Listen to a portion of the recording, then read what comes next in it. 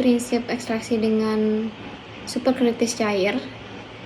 Jadi kalau kita lihat dari gambar diagram ini, titik kritis itu kan berada pada kondisi suhu dan tekanan tertentu di mana fase cair dan fase uapnya itu menjadi tidak bisa dibedakan lagi.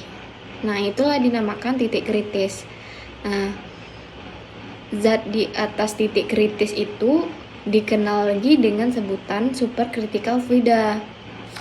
Nah, jadi proses ekstraksi dengan metode SFE ini ketika memumpahkan gas CO2 yang bertekanan ke dalam suatu ruangan atau tangki yang berisikan sampel, ketika sudah masuk ke fase superkritisnya itu, gas CO2 ini akan menarik senyawa bioaktif dari sampel ekstraksi.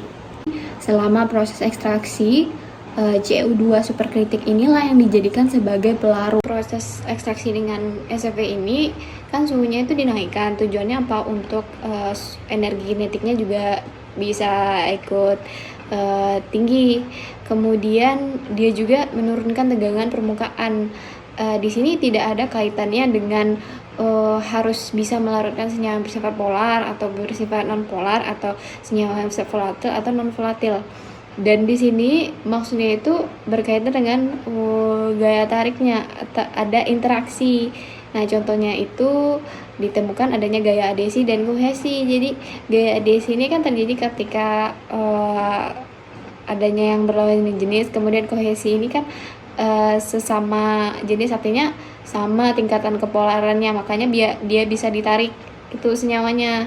Kemudian juga kalau prinsip SFE ini dia itu viskositasnya itu lebih rendah, tujuannya apa? Tujuannya untuk menaikkan nilai fluiditasnya.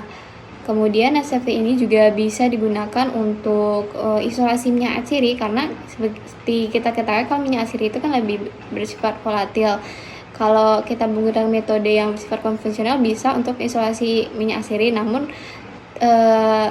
karena minyak atsiri ini zat yang losingnya itu sangat tinggi, maka diperuntukkan untuk SFE karena dia bisa mengatasi hal tersebut.